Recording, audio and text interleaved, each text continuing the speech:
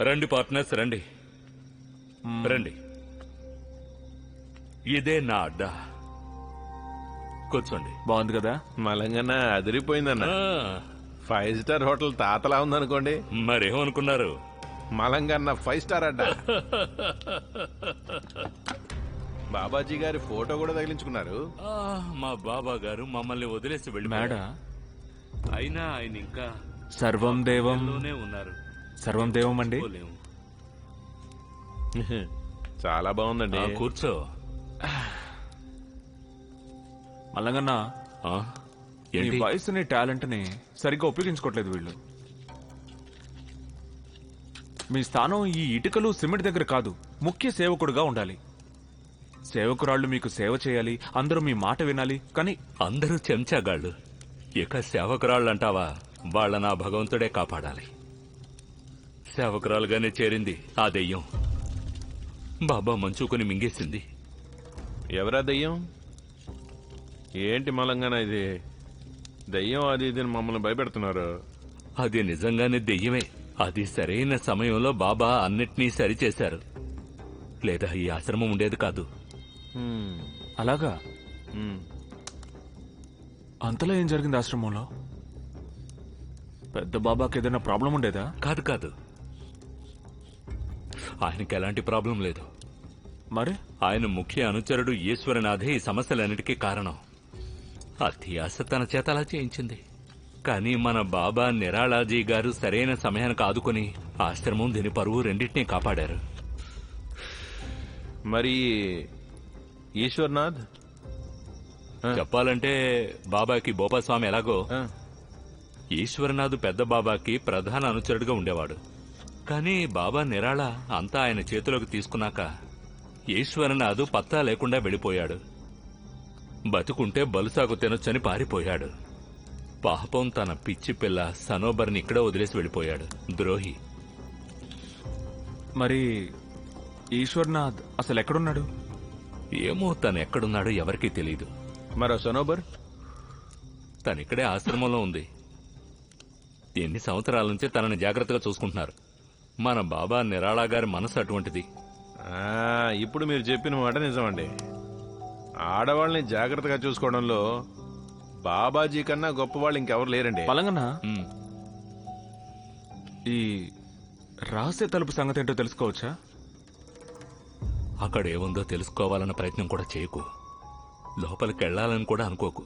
చెప్పింది అర్థమవుతోందా? ఇంత చిన్న విషయం మాకు అర్థం అవ్వకుండా ఉంటుందా? అసలు వెళ్ళకూడదు దాని గురించి అడిగి మాత్రం ప్రయోజనం ఉంది. అంతేగా.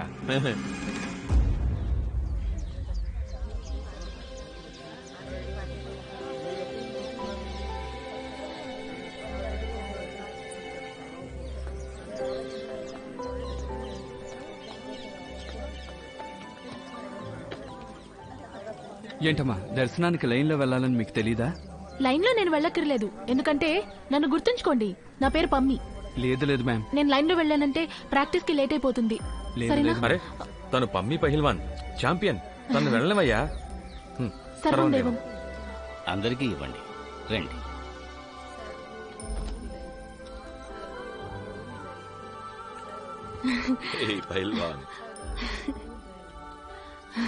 బాబాజీ, మీకు సదా జయం. ఆశీస్సుల కోసం వచ్చాను. మీరే మమ్మల్ని ఆదరించారు. రేపు మీరు కూడా వచ్చి మా ఆత్మవిశ్వాసాన్ని పెంచాలి. మిమ్మల్ని నిరాశపరచును, గెలిచి చూపిస్తాను. నువ్వు ఛాంపియన్వి. నీకు నా ఆశీస్సులు ఎప్పుడు ఉంటాయి. తప్పకుండా వస్తాను. విజయం నీదే. వెళ్ళు. చాలా పట్టుదలతో ప్రాక్టీస్ చేస్తోంది. ఖచ్చితంగా నేషనల్ మెడల్ వస్తుంది. సర్వం దేవం. సర్వం దేవం బాబాజీ. పంపించు. ఆవిడ వెళ్ళాక టీ తాగడం పెద్దగా నచ్చట్లేదు. అవును, నాకు కూడా నచ్చట్లా.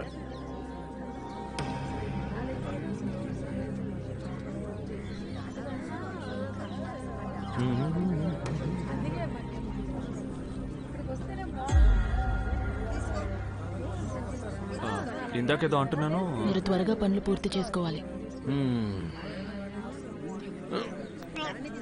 ఈ మలంగన్న ఈశ్వర్నాథ్ అన్న వ్యక్తి గురించి బోల్ట్ అంత చెప్తున్నాడు. మీరు పని చేయండి, మీరు పోలీస్ స్టేషన్కి వెళ్ళి నిహాల్ సింగ్ని కలవండి. తనకి నా పేరు చెప్పండి.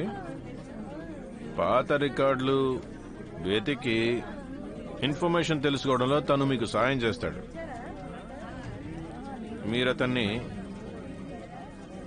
ఈశ్వర్నాథ్ అనే వ్యక్తి కనిపించట్లేదని ఎవరైనా ఎప్పుడైనా రిపోర్ట్ ఇచ్చారా అని కనుక్కోండి. టైం లైన్ ఏదైనా ఉందా? 2004 డిసెంబర్ 2005 జనవరికి మధ్యన జరిగిన విషయం ఇది. నేహాల్ సింగ్. మ్మ్. ఈ మహా సంగ్రామానికి మీ అందరికీ స్వాగతం. మర్చిపోలేని కుస్తీ పోటీని చూడడానికి మీరందరూ సిద్ధంగా ఉండండి. స్టేట్ కోసం తన ప్రాణాల్ని పణంగా పెట్టి వస్తున్నారు పరమేందర్ అలియస్ పమ్మి, ఇంకా రేణు సింగ్. ఇద్దరు ఎవరికి వారు తక్కువ వారు కాదు. ఇద్దరిలోనూ ఉన్న దమ్ము, ధైర్యం అనన్య సామాన్యం. ఈ రోజు చాలా ముఖ్యమైన రోజు భక్తులారా. ఈ రోజు మన ఛాంపియన్ ని ఆశీర్వదించడానికి మనందరికీ ఎంతో ప్రియమైన బాబాజీ గారు స్వయంగా విచ్చేశారు. అందరూ గట్టిగా చెప్పండి, ఏకరూపం మహాస్వరూపం పేదల పాలిట బాబాకి జై. కాశీపూర్ నగర్ బాబాకి, కాశీపూర్ నగర్ బాబాకి, కాశీపూర్ నగర్ బాబాకి, కాశీపూర్ నగర్ బాబాకి, కాశీపూర్ నగర్ బాబాకి, కాశీపూర్ నగర్ బాబాకి, కాశీపూర్ నగర్ బాబాకి, కాశీపూర్ నగర్ బాబాకి.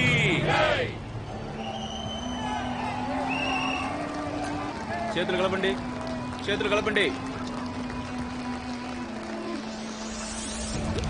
బాబాజీ గారి ఆశీర్వాదంతో, రెఫరీ గారి అనుమతితో ఇప్పుడు పోటీ మొదలైంది. మీరు ఎక్కడ ఉన్నారో కదలకుండా అక్కడే ఉండండి. ఎందుకంటే ఈ పోటీ మామూలు పోటీ కాదు. ఎదురెదురుగా పోటీ పడుతున్నది ఆశ్రమానికి చెందిన అద్భుతమైన వీరనారులు.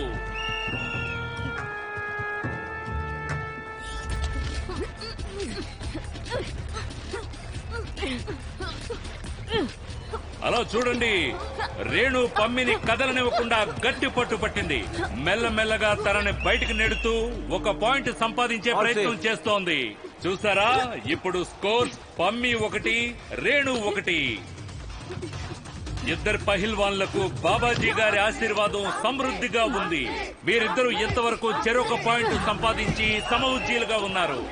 మనలాగే బాబాజీ గారు కూడా ఎవరు గెలుస్తారోనని చాలా ఆసక్తిగా చూస్తున్నారు.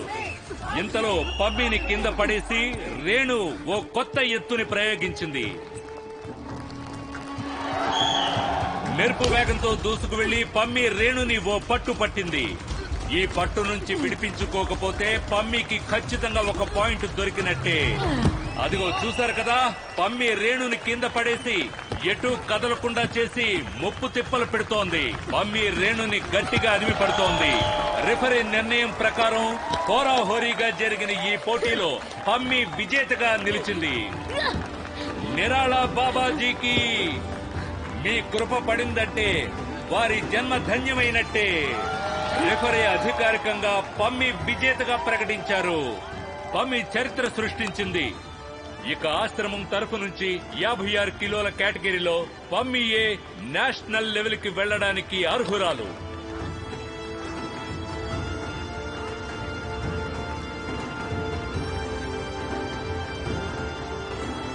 ఆహాహాహా, ఇది ఎంతటి అద్భుతమైన దృశ్యం. భక్తురాలు తన భగవంతుడి కాళ్ల మీద పడి సాష్టాంగ నమస్కారం చేసింది. ఇప్పుడు నేను మనందరి తరపున మన సంరక్షకుడైన బాబా నిరాళా గారిని ఈ వేదిక మీదకొచ్చి ఈ కొత్త ఛాంపియన్ ని ఆశీర్వదించాలని కోరుతున్నాను.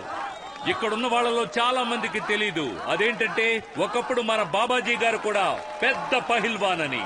అంతేకాదు, ఎంతో మంది దిగ్గజాలను కూడా ఆయన మట్టి కరిపించారు. పేదల పాలిట బాబాకి, పేదల పాలిట బాబాకి. ఈ రోజు ఒక ఛాంపియన్ ఇంకో ఛాంపియన్ ముందున్నారు. మన కొత్త ఛాంపియన్ అయిన పమ్మి బాబా గారితో తలపడగలదా?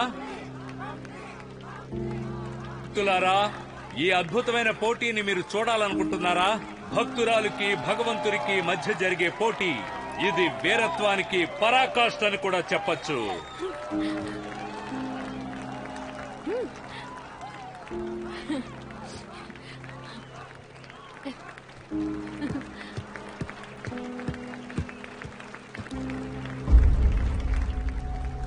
ఆహాహాహా, భగవంతునికి భక్తుల మొర వినిపించినట్టుంది. భక్తులారా, అందరూ సిద్ధంగా ఉండండి. ఇలాంటి పోటీని ఒక మనిషి తన జీవిత కాలంలో ఒక్కసారి మాత్రమే చూడగలడు. ఇది రసవత్తరంగా ఉండబోతోంది. చూసి తరించండి.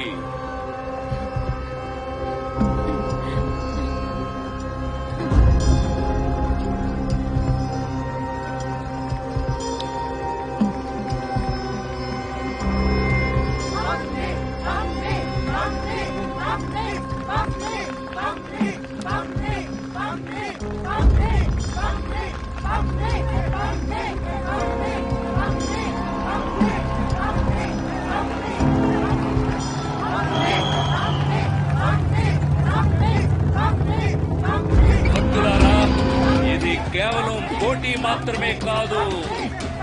ఇది ఒక ఆత్మ పరమాత్మలో మిళితమవ్వడం.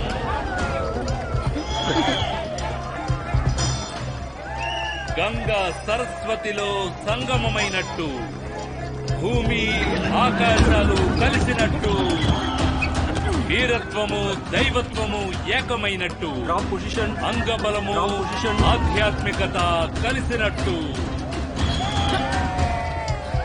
విజయము ఓటము ఇక్కడ ఏదైనా సంభవించొచ్చు. అన్నింటికన్నా ముఖ్యమైనది పోటీ పడడం. మన గురువుతో పోటీ పడాలంటే ఎంతో ధైర్యం కావాలి. మమ్మీ ఏమాత్రం నమ్మకం కోల్పోకుండా దృఢ నిశ్చయంతో పోరాడుతోంది.